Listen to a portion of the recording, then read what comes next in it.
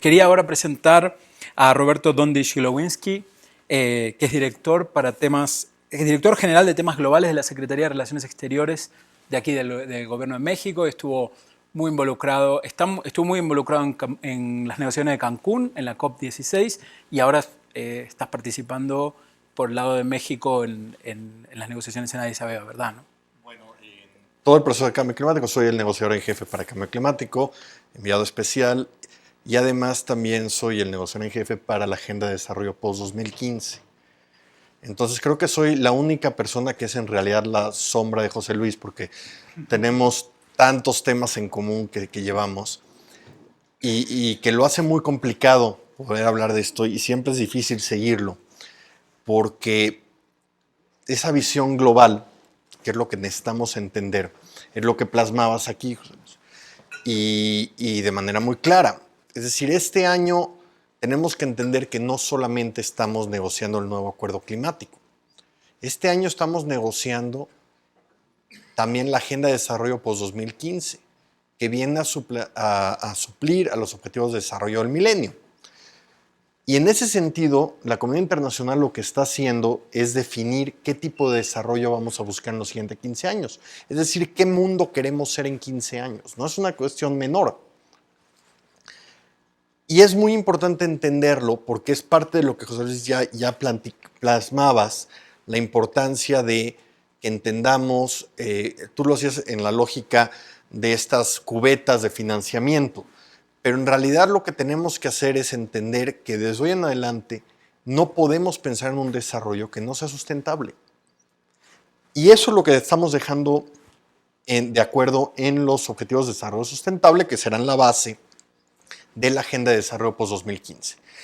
En Nueva York tuvimos una discusión muy fuerte, una división donde había ciertos países que seguían buscando que existiera una separación entre el tema medioambiental, o entendido como los Objetivos de Desarrollo Sustentable emanados de Río+20, y que se mantuvieran los ODMs en el tema de desarrollo económico y social.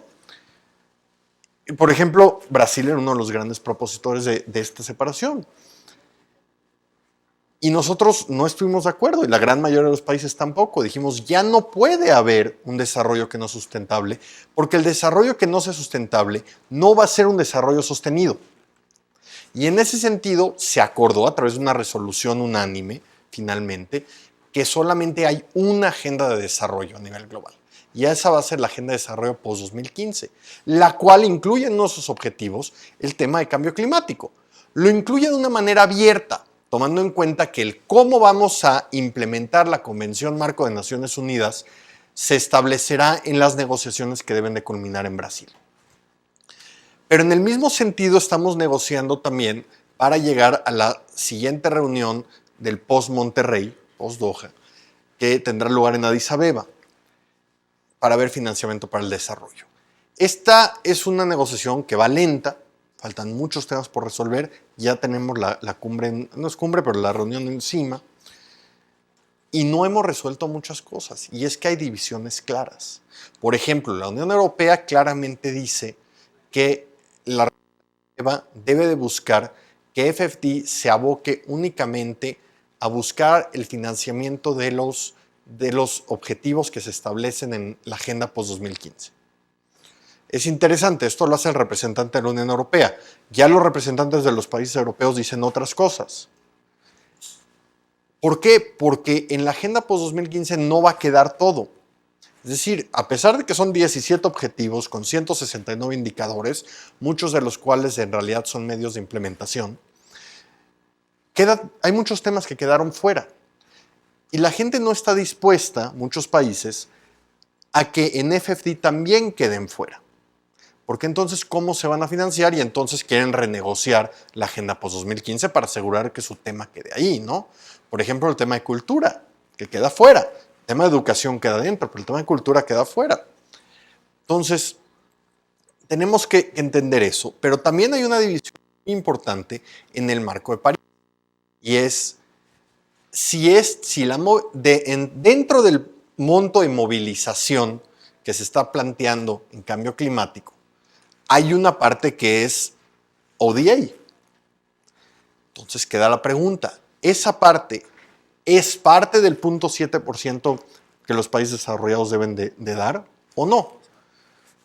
La mayoría de los países en desarrollo, incluido en México, decimos no.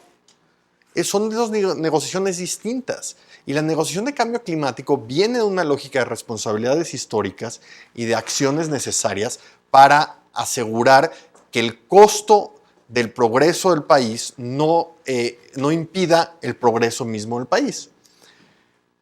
A diferencia de la parte de ODA, que viene con una cuestión más de solidaridad, de apoyo, también alguna parte de responsabilidad histórica, pero mucho más con una parte de cooperación. Por otro lado, tienes países muy bien, con una voluntad muy grande, como Reino Unido, que es el único país europeo que tiene por mandato de ley mantener un 0.7% de su PIB en ayuda, en cooperación internacional, que te dice, bueno, es que si me lo separas yo no llego a ese 0.7%. Entonces tenemos que ver, porque además, ya lo mencionabas José Luis, y este es el claro punto. Medir el financiamiento para mitigación es relativamente claro. No voy a decir sencillo, no lo es sencillo, pero es claro. Pero medir el apoyo a adaptación, ¿cómo separamos adaptación de desarrollo? Es decir, la nueva agenda de desarrollo nos dice claramente que nuestro desarrollo tiene que ser resiliente. Si vamos a construir un puente, el puente tiene que ser resiliente. Eso es adaptación. ¿Eso cuenta como parte del cambio climático o se van los fondos de desarrollo? Es imposible de separar. Dos, no hay cantidad en el mundo que nos alcance para hacer una adaptación, para cubrir todos los proyectos que existan de adaptación. Es imposible. Entonces, nos falta todavía determinar claramente a qué nos referimos con el financiamiento de adaptación. Entonces, el tema de hacer una sola cubeta, si bien suena muy bien en la lógica, tenemos grandes problemas. Uno es la burocracia internacional.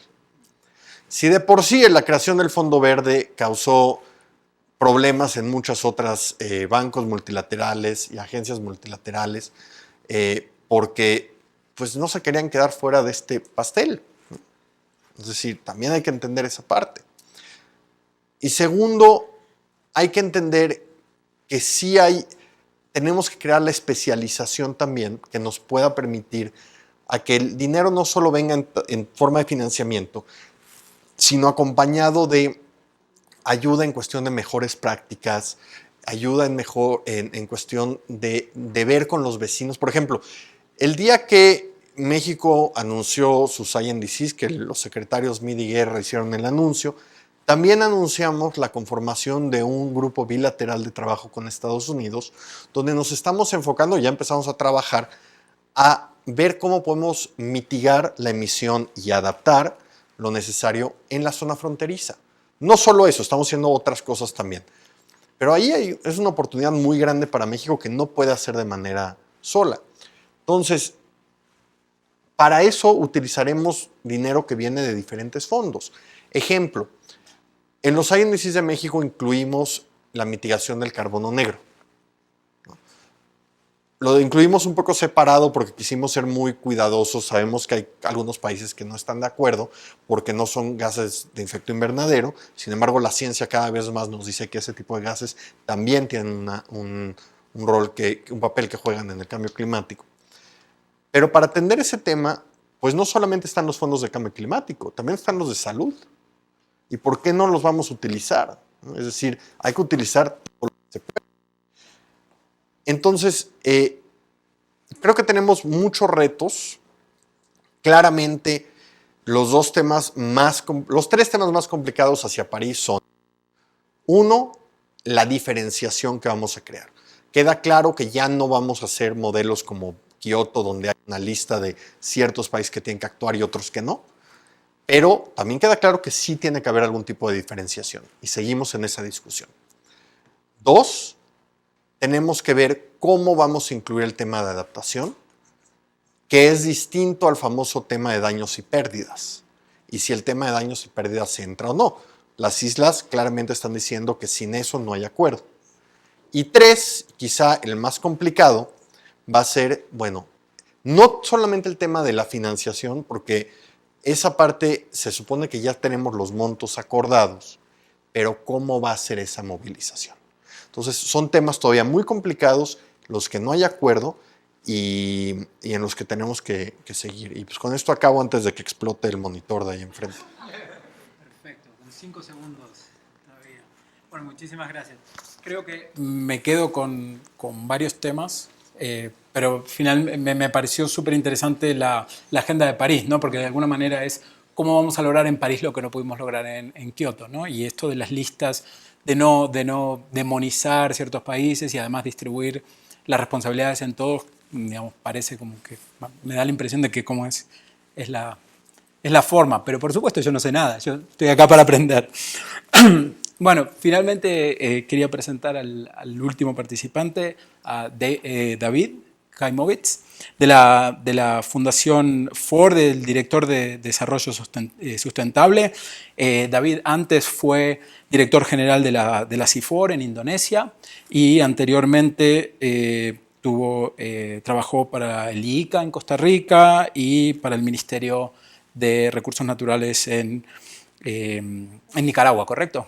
Entonces, bueno, tiene un PhD en Economía Agrícola de Wisconsin-Madison, así, en los Estados Unidos. Gracias. Una de cosas que me queda claro de la discusión que me parece muy interesante, la primera vez que lo internalizo de esa forma tan claro de la práctica tanto de José Luis como algunos comentarios de Roberto, es que tenemos una paradoja aquí. Por un lado, desde el punto de vista conceptual, en cuanto mejor hagamos el trabajo, más difícil va a ser separar lo que es financiamiento climático del financiamiento no climático.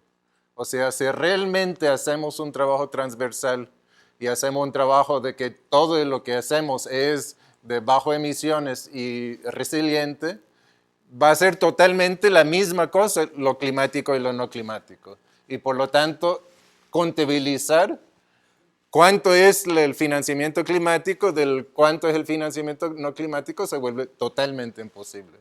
Por el otro lado, las instituciones y las negociaciones y las burocracias tienen una gran necesidad institucional de saber cuánto se está invirtiendo en lo climático. Entonces hay una paradoja ahí que es interesante. Pero lo que yo quería decir viniendo del lado de los bosques es que el otro Roberto está totalmente equivocado. El financiamiento no está en el centro del tema de bosques y cambio climático. Y para dejar claro eso, voy a usar los dos ejemplos más exitosos de América Latina, que son el caso de la reducción enorme de emisiones en Brasil, producto de la reducción también enorme de más de 75% de la deforestación en la Amazonía brasileira, que por mucho dicho sea de paso, es el éxito más importante en la mitigación de cambio climático existente hasta ahora en el mundo. O sea, una reducción de 2004 a aproximadamente 2010 del 75% de todas las emisiones de la Amazonía brasileira, que costó muy poco. Hubo una inversión en monitoreo, los satélites para saber cuánto se deforestaba. Hubo una inversión en IBAMA y en el ejército para mandar gente para hacer cumplir la ley. Hubo una inversión de parte de FUNAI y el Ministerio de Medio Ambiente en la titulación de los territorios indígenas y las áreas protegidas, pero el costo total de ese paquete comparado a la reducción inmensa en emisiones, casi insignificante.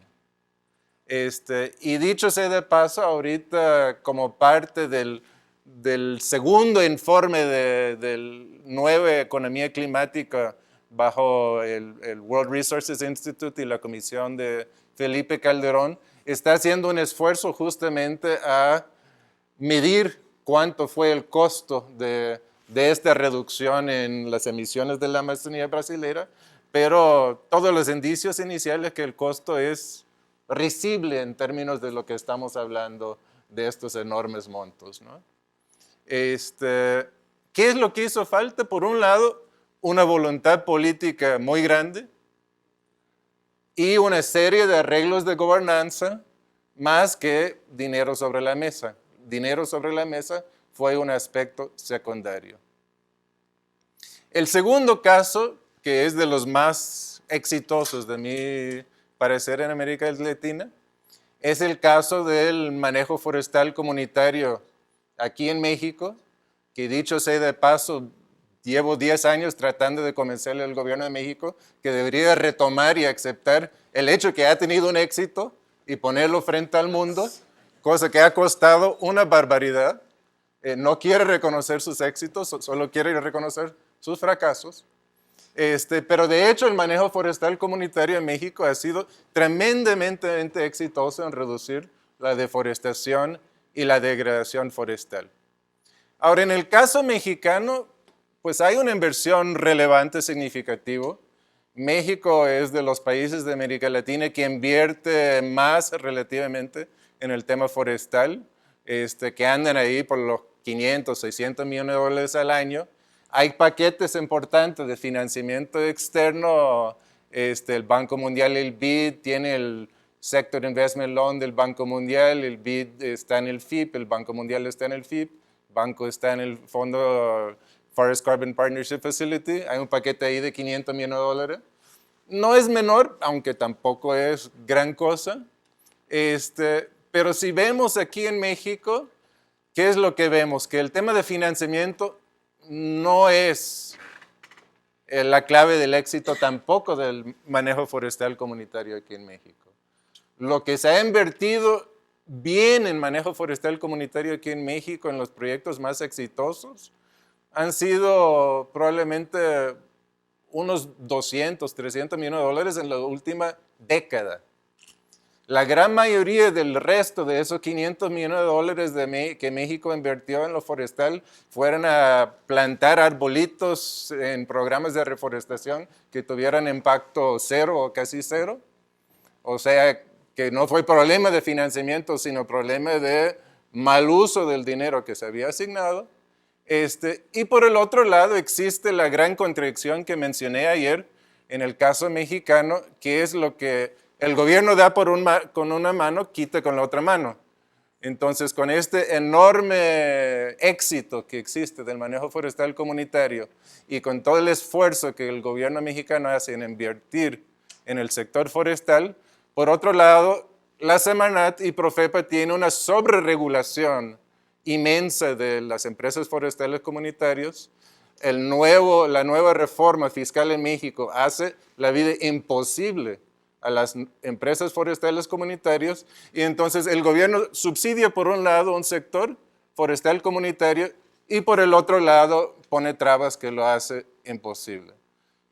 Resultado, no podemos resolver el problema de reducir las emisiones del sector forestal en México financiando más, sino que haciendo reformas regulatorias, reformas fiscales y mejorando la eficiencia del gasto que ya existe.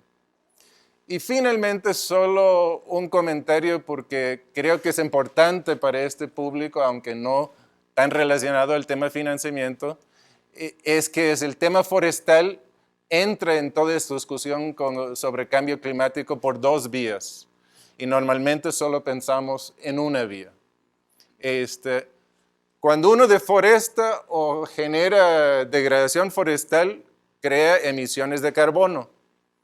Esas emisiones de carbono entran dentro de todos los cálculos de cuánto es el porcentaje que tiene el sector forestal en las emisiones de carbono, cuál es el peso y toda la discusión sobre efectos de invernadero. Desafortunadamente, eso no es la única vía por la cual la deforestación y la degradación forestal impacta sobre el clima. Tiene impactos muy directos que no tienen nada que ver con las emisiones de dióxido de carbono, sino que tienen que ver con cambios en albedo, o sea, la reflexión de la luz sobre el sector, cambios directos en el ciclo hidrológico, en términos de la evaporación que sale del agua de los árboles para las nubes. Entonces hay un segundo proceso de cambio climático relacionado al sector forestal que ha quedado totalmente fuera de esta discusión y que tendría que ser contabilizado como parte del mismo proceso. Gracias. David. Me quedo con la idea esta de que el financiamiento a veces no es solo el financiamiento, ¿no? Es toda la voluntad política y es lo que hay que construir alrededor de que las cosas pasen, como el ejemplo de Brasil, ¿no? Que a fin de cuentas no fue tanto una cosa de financiamiento, sino más bien de voluntad política y de cambio. Voy a presentar a nuestra última comentarista, que está vía Skype, por tecnología. Es Carmen Argüello, es asesora regional del Global Green Climate Fund y que antes fue directora de la gestión de finanzas del clima del Ministerio de Relaciones Exteriores de El Salvador, ¿no? Y tanto que hablamos de temas de finanzas del clima, nadie más apropiado que alguien del Green Climate Fund para hablar con nosotros. Así que bienvenida, Carmen. ¿Escucha? Sí, ¿me pueden escuchar? Sí. Ok. Bueno, buenas tardes a todos. En primer lugar, lamento no haber podido acompañarles en persona. Tuve unos inconvenientes de último momento, pero no me quería perder la oportunidad para poder estar con ustedes de cualquier manera, así es que lo hacemos por este medio. Y bueno, hablar de financiamiento climático es en definitiva hablar de una cuestión de desarrollo, ¿no? Eso creo que ha quedado claro a lo largo de todo el seminario, y como tal debemos abordarlo desde una mirada multisectorial que nos permita recoger las experiencias desde todos estos sectores, ¿no? En ese sentido, hablamos de las capacidades necesarias para recibir o para gestionar el financiamiento climático. Debemos entender que hablamos también de capacidades técnicas, políticas, o sea, de gestión, y fiduciarias también, ¿no? Esto requiere una gran organización. Yo cuando veía las preguntas que en preparación para el seminario nos habían compartido, pensaba en toda la experiencia que me ha tocado ver. Entonces decía que no existe una receta única que pueda aplicarse a todos los países, que es importante que cada país, sobre la base de su realidad, pueda trabajar en identificar cuáles son esas necesidades urgentes, ¿no? Y diseñar su propia hoja de ruta. No sé si están teniendo dificultades para escucharme, los veo. Sí, ok, perfecto. Ok. Otra cosa que es importante también en el tema de financiación del proyectismo, ¿no? De plantear intervenciones que únicamente apagan incendios y que tienen evidentemente una visión muy reduccionista del problema, y plantearnos un verdadero cambio de paradigma, que es la meta última del Fondo Verde del Clima. Otro aspecto importante que emerge del trabajo que hemos venido realizando, y particularmente en el caso de Centroamérica, después de una reunión que tuvimos en marzo pasado con todas las autoridades nacionales designadas y puntos focales del fondo, es que en todo momento es importante tener en mente que la gente, la población, es el centro de todo. Adelante. Sí. Bueno, que otro aspecto importante que emerge del trabajo que hemos venido realizando, particularmente con los países de Centroamérica, después de un taller regional que tuvimos en San Salvador en marzo de este año, en todo momento hay que tener en mente que la gente, la población de nuestros países es la que debe estar al centro de todas nuestras intervenciones, sean políticas públicas, programas, proyectos. Otra cosa que me parece importante resaltar es que el sistema madura mucho en los últimos 20 años de negociaciones de la Convención de Cambio Climático, y que los países en vías de desarrollo tienen muchísimo más claro cuáles son las necesidades en términos de construcción de capacidades que cuentan.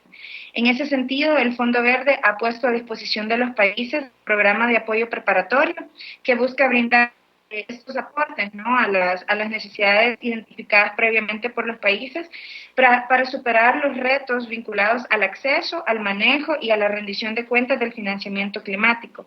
El programa cuenta con 5 pilares que van desde el fortalecimiento de las autoridades nacionales designadas o puntos focales hasta el intercambio de experiencias en modalidad de cooperación sur-sur. Tenemos un techo de hasta $1 millón por país por año, $1 millón por país por año, y bueno, resaltar que actualmente el fondo tiene ya una capitalización inicial que ronda los 1.200 millones en compromisos, ¿no? Continuamos trabajando para incrementar esta capitalización y la primera ronda de aprobación de programas y proyectos tendrá lugar en el mes de octubre. La verdad es que estamos viviendo un sueño, ¿no? Yo todos los días desde Cancún hemos presenciado cómo el fondo ha ido tomando forma, ¿no? Fue una idea que surge en América Latina, haberlo hecho una realidad al cual hemos venido dando seguimiento desde mucho tiempo, y creo que Latinoamérica es un gran liderazgo en los temas de financiamiento climático de forma muy particular, ¿no? Desde, como decía, la idea de crear el Fondo Verde del Clima que surge en México, hasta los diálogos regionales que han sido un espacio para fortalecer las capacidades y para intercambiar experiencias innovadoras en el tema de acceso a los recursos financieros disponibles a través de diferentes instrumentos, ¿no? La relación de fondo y el trabajo sobre readiness también es otro de los ejemplos que me gustaría resaltar. La mayor parte de el Caribe ya su autoridad nacional. Creo que también en eso están mostrando un liderazgo, ¿no? Y es importante destacar además el liderazgo que ha tenido América Latina, incluso en las aportaciones que la región ha realizado a los cursos de capitalización del fondo, ¿no? Fueron 3 países los que pusieron recursos, y de ellos Chile, Colombia, México, Panamá, Perú han también hecho una contribución financiera, lo que demuestra el compromiso y el liderazgo de la región con el tema del financiamiento. Yo creo que, como decía, está en un momento muy especial para el financiamiento climático. Esperamos que el fondo sea un instrumento flexible para apoyar las necesidades particulares de los países, y pues no me resta nada más que agradecer por la oportunidad y quedar a sus órdenes para poder continuar este diálogo con el fondo y para poder apoyar a los países a acceder a los recursos a la mayor brevedad posible. Muchas gracias, Carmen.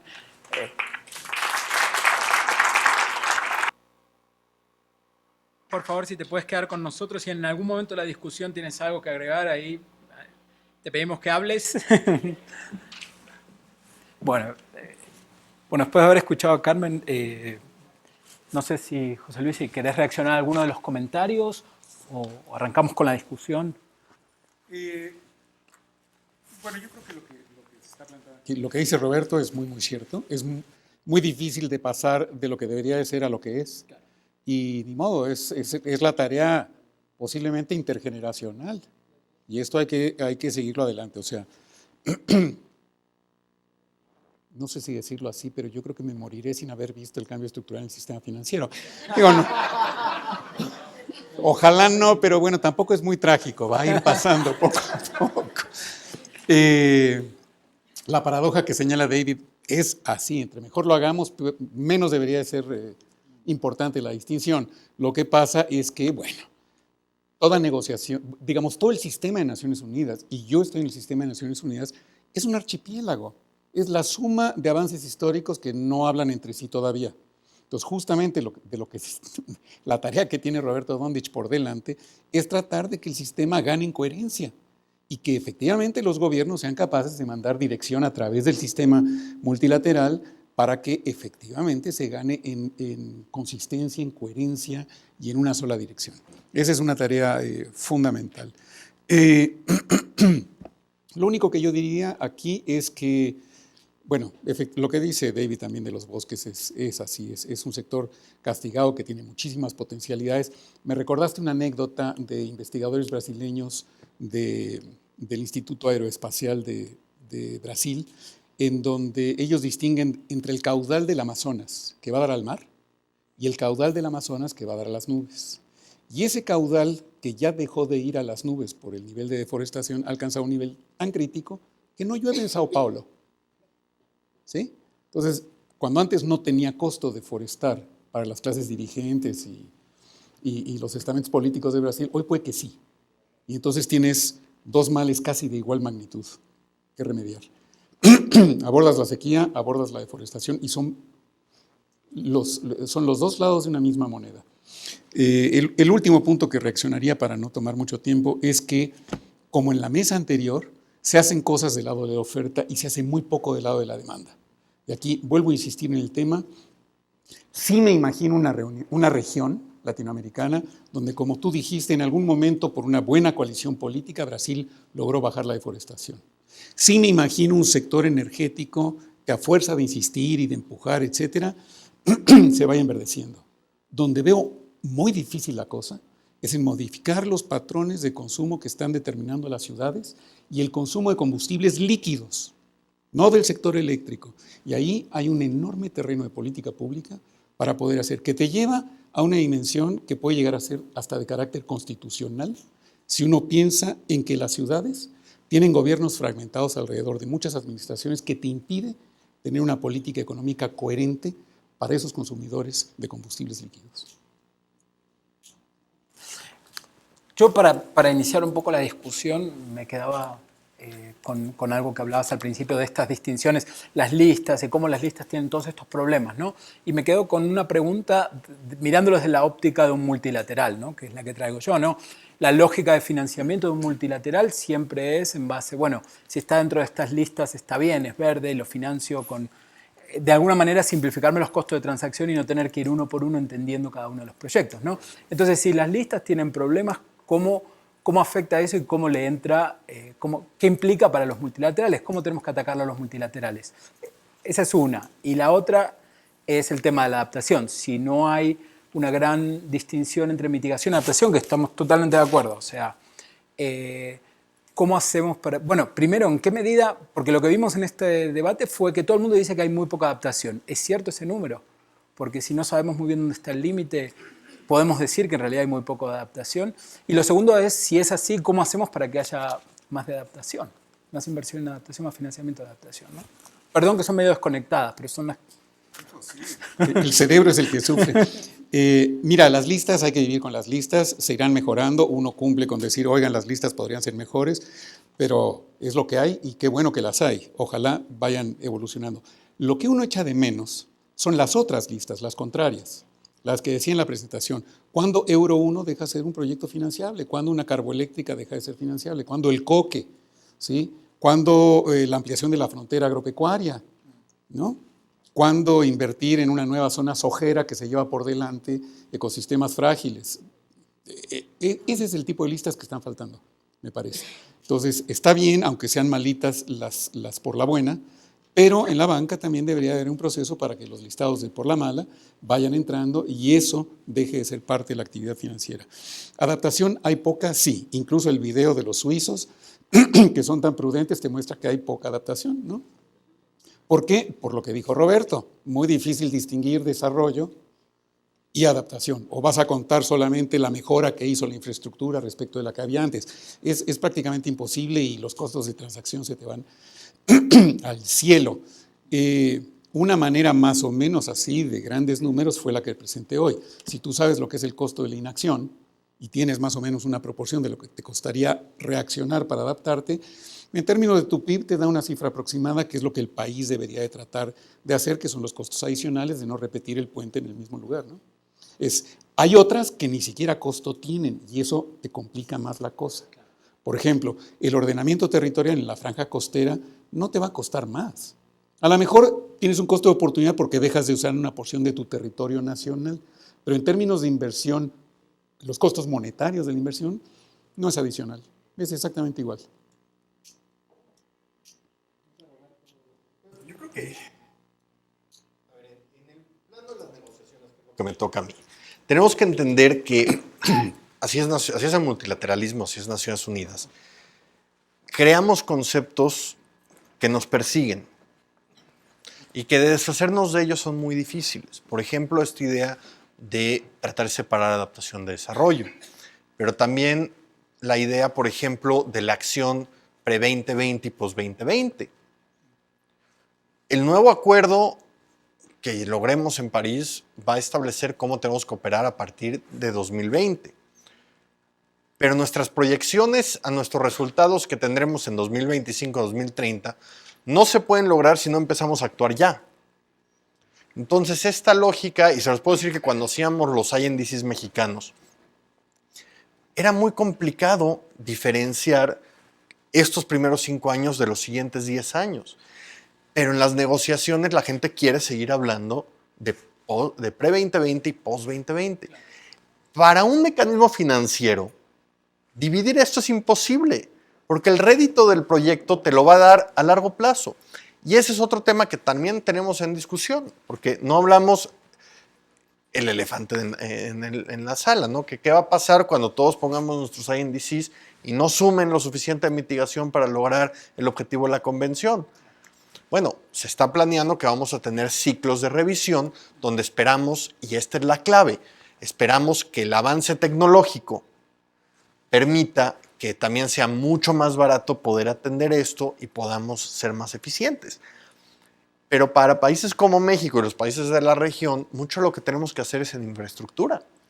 Y los proyectos de infraestructura son a largo plazo. Entonces, si yo hago un ciclo a 5 años, pero mi proyecto de infraestructura es a 10, ¿cómo hago la contabilidad de emisiones y de mitigación? Entonces, esos son los temas. Y finalmente sí quería tomar un punto porque es bien interesante. Es verdad, hay muchas cosas que podemos hacer con poco dinero.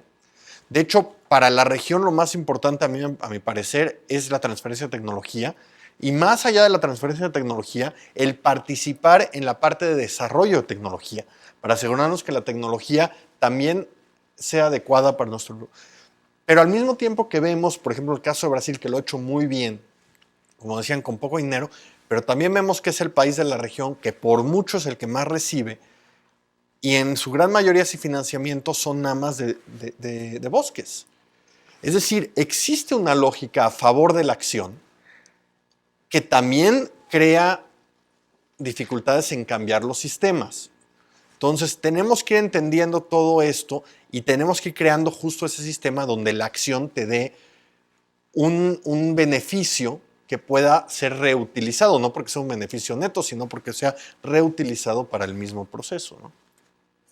Sí, yo quisiera decir que tampoco voy al otro extremo, decir que no queremos la plata y que la plata no es importante y que lo que señala el hecho de que la comunidad internacional está dispuesta a dar plata, manda una señal política importante también, además del dinero que manda. Yo creo que en términos de la banca multilateral, es interesante ver el rol que tiene la banca multilateral en los dos casos de éxito, ¿no? Porque tanto en Brasil como en México ha tenido un gran rol, pero en ninguno de los dos casos diría yo que el dinero fue clave. Fue muy clave en el caso de Brasil. Bueno, en el caso de Brasil, el dinero para ARPA, para las áreas protegidas, fue una cosa importante. El dinero de los alemanes para la titulación de los territorios indígenas fue importante. O sea que no es irrelevante, pero digamos, fue muy importante el trabajo analítico, los informes sectoriales, las evaluaciones, la evidencia, a lo cual aportó mucho tanto el Banco Mundial como el BID. Y aquí en México yo creo que el Banco Mundial y el BID han sido muy claves en el sector forestal en todos estos últimos 15 años. Pero no de hecho, la gran mayoría del dinero que da el Banco Mundial y el BID al sector forestal no va al sector forestal, porque como no hay adicionalidad, o sea que va a la Hacienda y Hacienda lo retoma y no aumenta el presupuesto de la CONAFOR cuando recibe un préstamo del Banco Mundial o del BID. Entonces, ¿por qué la CONAFOR está interesado o estuvo interesado en el pasado en este tipo de préstamos? Justo por el acceso a información, la asesoría técnica, la importancia de tener un compromiso institucional que te permite dar continuidad. Una de las razones que la política mexicana de manejo forestal comunitario ha tenido continuidad en estos últimos 15 años ha sido sus compromisos internacionales con la banca internacional. Lo que está haciendo el BID en este momento en el sector forestal de buscar innovaciones para que las empresas forestales comunitarias pueden ser sujetos al crédito del sector financiero, cosa que normalmente no lo son por no ser hipotecable ni su bosque ni su tierra. Son ese tipo de innovaciones a lo cual está aportando el BID que realmente creo que están aportando en el caso de estos éxitos aquí en México, ¿no? Yo no sé si alguien tiene algún comentario más, si no pasamos a las preguntas. Tenemos muy poco tiempo, así que quien tenga muchas ganas de preguntar, 3 preguntas voy a tomar. O sea, si puedes identificarte, decir de dónde vienes. Gracias, mi nombre es Marco Antonio Heredia y soy coordinador general de evaluación en el Instituto Nacional de Ecología y Cambio Climático. Sirvo como secretario técnico de la Coordinación de Evaluación para la Política Nacional de Cambio Climático. Creo que este es un tema muy importante, creo que mucho más importante, apropiado para el foro y apropiado para la audiencia es el debate sobre el financiamiento para la evaluación. Hablamos de los números macros, de los números gruesos, pero sería muy bueno saber cuánto de esto estamos dedicando a la evaluación y va a ser ínfimo. Tan ínfimo que hoy en día la coordinación de evaluación tiene un presupuesto 0 y no es porque hayamos empezado antes el 2016, ¿verdad?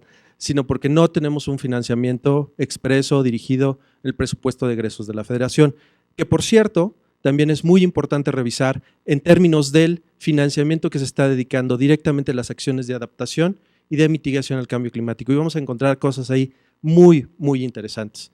Yo creo entonces que uno de los elementos importantes que va a ser en torno al inicio del famoso presupuesto 0 para el 2016 es repensar justamente, yo creo que hay una oportunidad muy interesante para poder entrarle al tema de replantear hacer este replanteamiento estructural que estamos viendo, más obligados por las circunstancias y por la necesidad. Hablamos de las circunstancias que vienen del top-down. Yo creo que esta es una oportunidad que, por lo menos en términos de evaluación de las acciones, nos va a servir mucho para replantear la posición de la evaluación y particularmente la evaluación de políticas de cambio climático. Yo nada más quisiera pedirles la opinión en este respecto y también hubiera sido muy útil, creo, en este panel, un representante de la Secretaría de Hacienda, no sé si de la Unidad de Evaluación o de la Subsecretaría de Egresos, porque este es un tema nodal que ojalá, y también lo comento aquí a reserva de plantearlo por los mecanismos más formales, más institucionales, que para París se plantee que la importancia de que México ya está iniciando este proceso de evaluación de la Política Nacional de Cambio Climático. Gracias. Básicamente, si alguien quiere responder al financiamiento, el financiamiento de la evaluación, básicamente, no sé si… No. Un comentario. Sí, hay 2 cosas. Una parte está en la parte de MRV y que se está revisando porque no sabemos si va a ser una MRV o lo que se va a llamar una revisión cíclica, que puede o no estar ligado a los ciclos de replanteamiento de INDCs.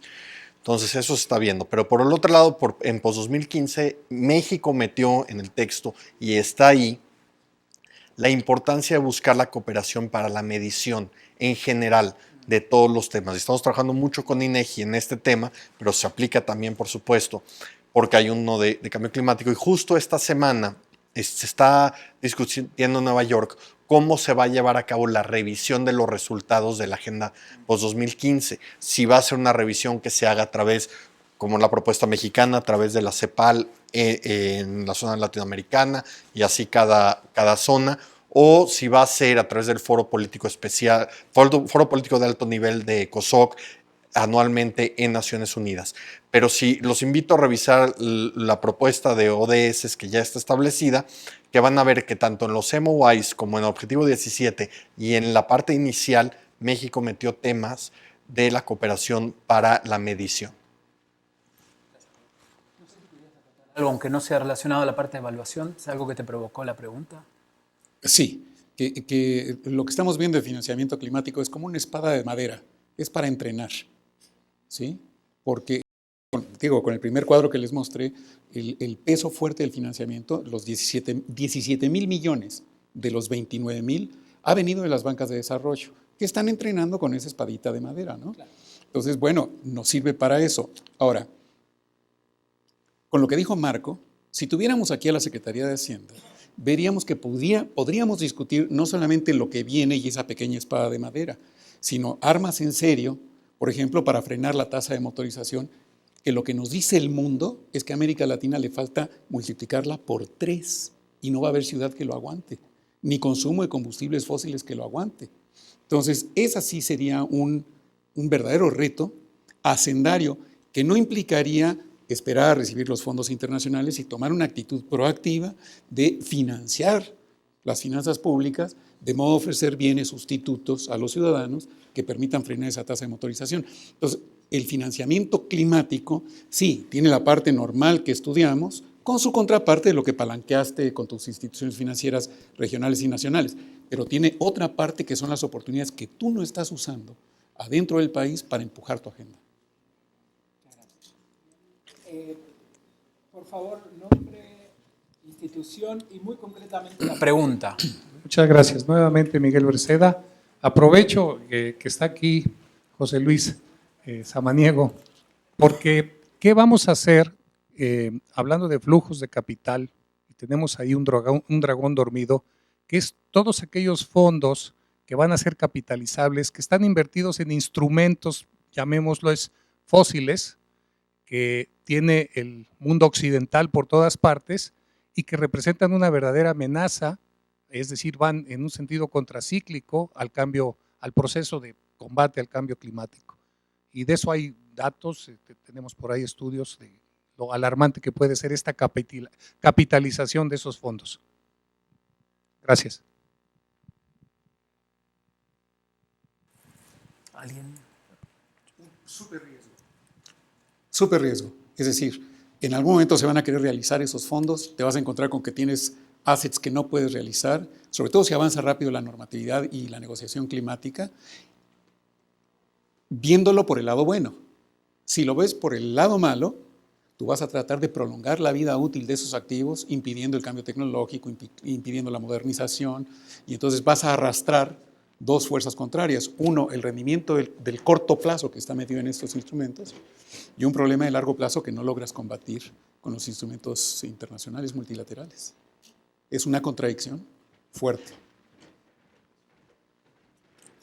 Bueno, una última pregunta. No sé si hay alguien que... No, nadie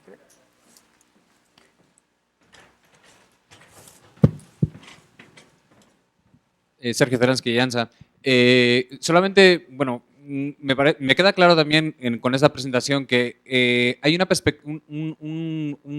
una cierta ceguera en la perspectiva general que se está teniendo con respecto a la importancia de lo que David planteaba como capital social, también en cierto modo capital político con respecto a este proceso de cambio. Se está tomando una perspectiva muy desde arriba, muy estratosférica en cierto modo, ¿no? Y si este proceso de cambio va a suceder, tiene que ser un proceso empujado desde las propias comunidades. Me imagino que se está planteando la continuidad de estas discusiones a largo plazo. Creo que sería muy importante, aparte de hablar de recursos financieros, ver qué se está haciendo precisamente en cuanto a políticas públicas especialmente, para permitir y fomentar la participación directa de las comunidades en procesos tanto de mitigación como de adaptación. Es algo que me parece que con algunas excepciones, en general no se está tomando suficientemente en serio desde la perspectiva general de cambio que es necesario, ¿no? Gracias. ¿Alguien quiere responder a esta pregunta? Bueno, el comentario. José Luis o... Mira, me parece muy importante señalar una cosa. Me doy cuenta que he dicho del lado bueno, del lado malo, porque tienen los dos lados. Y en este caso podría ser muy bueno, en la medida en que las comunidades te podrían ayudar a contrabalancear intereses creados alrededor del mundo petrolizado, ¿sí? Podrían no, si defienden patrones de consumo que no son sostenibles, ¿sí? Entonces tú podrías decir, sí, mira, yo estoy a favor de distinguir el consumo energético, a favor de appliances más eficientes, no quiero que las distribuidoras eléctricas me obliguen a consumir de un cierto modo. Ahí te pueden ayudar, a lo de la deforestación, te pueden ayudar contra los grandes poderes, tipo las bancadas ruralistas en el Brasil o quien quiera generar nuevas propiedades de suelo. Pero por ahí no ha sido muy exitoso el asunto en términos de los patrones urbanos de consumo. Todo mundo se quiere fugar de los servicios públicos. Te quieres pasar del transporte público al privado, de la educación pública a la privada, de la salud pública a la privada, del espacio público al privado, de la seguridad pública a la privada. Y esa es una tendencia que en la medida en que América Latina se está convirtiendo en una región de ingreso medio, es muy de cuidado, ¿sí? Porque eso tiene una dimensión de cohesión social y de poner en evidencia que la promesa democrática no se cumple, ¿sí? Y te genera coaliciones no solidarias fiscalmente. Entonces, por eso, y esta es una opinión estrictamente personal, a mí me parece que una agenda de mejora radical de los servicios públicos es hoy una agenda democrática y también sostenible. Muchas gracias. Panelistas, antes de terminar, quería solamente, estaba pensando, bueno, ¿cómo terminamos esta sesión, ¿no? Y me quedo con dos dilemas y una pregunta en la cabeza. El primer dilema es esto de lo que hablamos de financiamiento por nicho versus mirar el desarrollo mirarlo como un problema de desarrollo y tener un financiamiento estructurante y estructural, ¿no? Y es un tema que planteó José Luis.